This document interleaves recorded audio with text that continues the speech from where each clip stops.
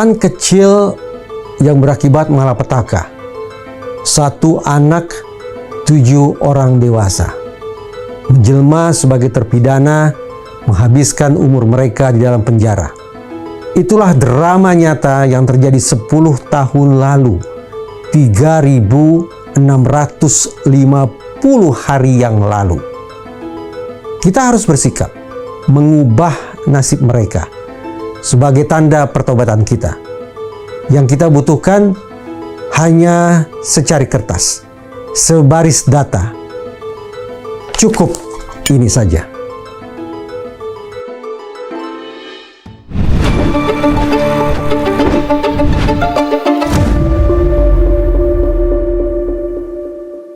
Saya masih ingat momen-momen ketika saya memasuki penjara atau lembaga pemasyarakatan Cirebon itu.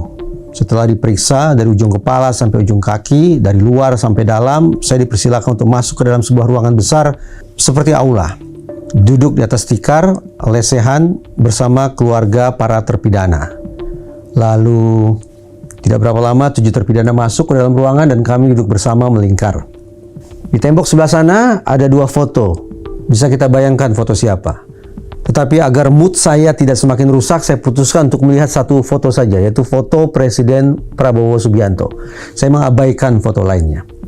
Dari sekian banyak cerita yang saya simak, ada 1 yang menurut saya paling menakutkan. Dan ini seperti intimidasi bagi kita untuk mengoreksi besar-besaran cara kita berpikir, cara kita bersikap, cara kita mencari keadilan atas peristiwa meninggalnya Eki dan Vina. Ada terpidana yang bercerita secara gamblang ke saya tentang bagaimana dia sudah berulang kali maaf dengan tidak hanya di sini, tapi juga di sini. Perbuatan yang keliru, perbuatan tidak bisa dibenarkan, perbuatan yang tidak boleh ditiru. Tapi itulah kenyataannya. Salah seorang terpidana ketika melakukan itu semua cuma punya 1 alasan. Kesal. Mungkin kesal yang dia maksud adalah kejengkelan. Kejengkelan kalau dibuat menjadi lebih dramatis barangkali keputusasaan yang dia coba tunjukkan kepada dunia lewat aksi-aksi dengan menggunakan itu tadi. Sementara terpidana lain berpikir lebih jauh lagi, lebih menakutkan lagi. Dia katakan kurang lebih, keberadaan saya di sini untuk selama-lamanya tanpa saya melakukan apa-apa. Agar kemudian seumur hidup saya menghabiskan sisa usia saya di sini menjadi terbenarkan, menjadi terjustifikasi, maka bukankah semestinya saya cabut saja nyawa orang? Sehingga dunia, sehingga otoritas penegakan hukum, sehingga hakim, jaksa, polisi punya sekali lagi alasan untuk menjebloskan saya ke dalam liang hina ini untuk selama-lamanya. Itu perkataan dia, yang tentu saja saya bikin menjadi lebih dramatis, menjadi lebih puitis. Apapun itu, sesungguhnya hati saya sampai saat ini masih berbuku. Masih penuh juga dengan tanda tanya. Kita tentu tidak lupa bagaimana Tom Lembong, bagaimana Hasto Kristianto dalam tempo cepat bisa berubah nasibnya. Dari terdakwa menjadi orang bebas merdeka. Dari terpidana kemudian tidak masuk penjara. Kenapa terhadap 2 orang itu begitu mudahnya seolah-olah garis tangan mereka berubah? Sementara terhadap 7 terpidana kuli bangunan di Cirebon sana sudah bertahun-tahun memperjuangkan nasib mereka, ditambah lagi berbulan-bulan terakhir mencoba untuk mendapatkan amnesti, sampai sekarang tetap tangan hampa. Tidak ada perubahan apa-apa terhadap nasib mereka dan terhadap keluarga mereka. Terkenang oleh saya perkataan seorang petinggi salah satu lembaga penegakan hukum. Untuk mengubah nasib seseorang di republik ini, di gelanggang hukum, tidak cukup hanya membuat beritanya menjadi viral, tapi juga ada link ke kekuasaan. 2 resep yang dia yakini jitu, yang harus bisa dicari, yang harus bisa diperjuangkan untuk mengubah nasib para terpidana kasus Cirebon. Mereka berada di dalam penjara dengan tuduhan telah melakukan dan berencana. Padahal saya dan sekian banyak umat manusia meyakini betul bahwa mereka tidak melakukan perbuatan apa-apa. Eki dan Vina adalah bukan akibat pidana. Kita cek ulang seberapa jauh kita ingat dan seberapa jauh kita paham tentang situasi Eki dan Vina. Pertama, tentu kita harus buka ulang putusan yang sudah dihasilkan oleh pengadilan. Tertera di situ bahwa Vina Eki menjadi korban terencana. Pada jam berapa? Pada jam 22 atau sekitar itu waktu Indonesia bagian Barat. Kemudian kita buka bukti chat, bukti komunikasi terakhir antara Vina dan Widi, salah seorang sahabatnya. Komunikasi terakhir antar mereka adalah pada tanggal 27 Agustus tahun 2016, jam 15 menit ke-14 detik ke-10 UTC plus 0. Seolah tidak ada yang salah tentang itu. Bukti chat ini seakan menegaskan bahwa inilah kali terakhir ada perbincangan oleh Vina selagi dia masih bernyawa. Dan sekian jam kemudian dia kehilangan nyawa sebagai korban sekaligus berencana. Tapi di kertas ini pula tampak sungguh oleh kita bahwa perubahan angka ternyata tidak dilakukan oleh penyidik. Begini tepatnya, UTC memiliki kepanjangan Universal Time Coordinated. Yang lupa dilakukan oleh penyidik adalah ketika mereka ingin mengecek waktu komunikasi terakhir Vina di Cirebon alias di Indonesia, bahkan spesifik di Indonesia bagian Barat, angka UTC semestinya harus diubah terlebih dahulu. Bukan 0, melainkan 7. Sehingga menjadi UTC plus 7. UTC plus 7 itulah lokasi di mana Vina berada, yaitu Indonesia. Dan dengan penambahan angka 7, maka jam 15 menit ke-14 detik ke-10 akan berubah menjadi jam 22 menit ke-14 detik ke-10. Dari situ berubah total semua cerita.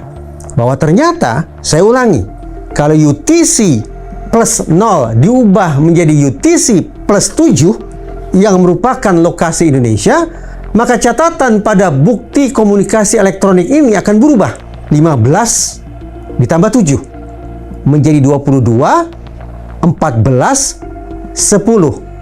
Dengan demikian, semestinya sekarang kita bisa paham bahwa ketika pengadilan menyatakan bahwa Vina dan Eki kehilangan nyawa pada jam 22 atau sekitar itu, ternyata pada jam 22 menit ke-14, menit ke-17, detik kesekian, Vina masih ada. Vina masih berkomunikasi dengan kedua sahabatnya. Alhasil, simpulan akhirnya, sungguh-sungguh otoritas penegakan hukum semestinya mau mawas diri bahwa mereka tidak cermat dalam melakukan investigasi atas kasus ini. Mereka tidak cukup cerdas untuk mengubah bilangan 0 menjadi bilangan 7. Karena disitulah sesungguhnya letak pembeda yang sangat nyata antara Vina dalam kondisi masih ada dan Vina dalam kondisi sudah tidak bernyawa. Ketidakcermatan otoritas penegakan hukum dalam mengubah angka 0 menjadi angka 7 agar UTC benar-benar sesuai dengan lokasi di Indonesia, ini jelas merupakan kesalahan yang fatal. Tentu kita bisa berspekulasi. Paling tidak dalam catatan psikologi forensik, perbuatan yang tidak tepat semacam ini bisa ditinjau dari 4 kemungkinan. Pertama, incompetence. Bahwa personel penegak hukum tampaknya tidak begitu cakap, tidak begitu kompeten dalam menguasai ilmu tentang bagaimana menelisik data digital. Bagaimana mengubah UTC 0 seharusnya menjadi UTC 7. Atau kemungkinan yang kedua, bahwa ini merupakan manifestasi bias. Ada kepentingan-kepentingan di luar penegakan hukum yang tampaknya coba diraih oleh otoritas penegakan hukum pada saat itu. Kepentingan-kepentingan pribadi, kemarahan yang terlalu meluap, dendam, sakit hati, benci, dan kepentingan-kepentingan personal lainnya mewarnai bahkan merecoki proses penegakan hukum ini. Itulah bias yang bisa saja juga menjadi penjelasan mengapa para penyidik atau personil penegakan hukum pada masa itu tidak akurat dalam bekerja. Atau kemungkinan yang ketiga, ignorance alias ketidakpedulian, bahwa personil penegakan hukum sesungguhnya tidak terlalu peduli terhadap tepat atau tidaknya, terhadap adil atau tidaknya, terhadap pasti atau tidaknya, terhadap bermanfaat atau tidaknya proses penegakan hukum atas kasus ini. Kenapa? Barangkali karena mereka kadang menganggap bahwa kuli bangunan bukan siapa-siapa, bukan orang-orang yang bisa mengubah nasib mereka, bukan orang-orang yang bisa melempengkan perjalanan karir mereka. 7 orang terpidana itu dianggap sebagai nyaris bukan manusia, yang seakan-akan boleh diperlakukan dengan cara apapun, dengan bentuk sehina apapun. Itu kemungkinan yang ketiga. Dan kemungkinan yang keempat, ketidaktepatan dalam proses investigasi kasus ini barangkali bertitik tolak dari sikap indifference, kecenderungan untuk menyepelekan, kecenderungan untuk menyederhanakan, kecenderungan untuk menyamaratakan dengan kasus-kasus lain.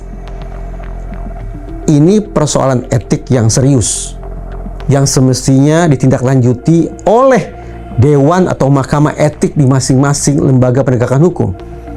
Tapi bagi saya, isu yang paling kritis, masalah yang harus sesegera mungkin dipecahkan adalah bagaimana mengubah nasib para terpidana.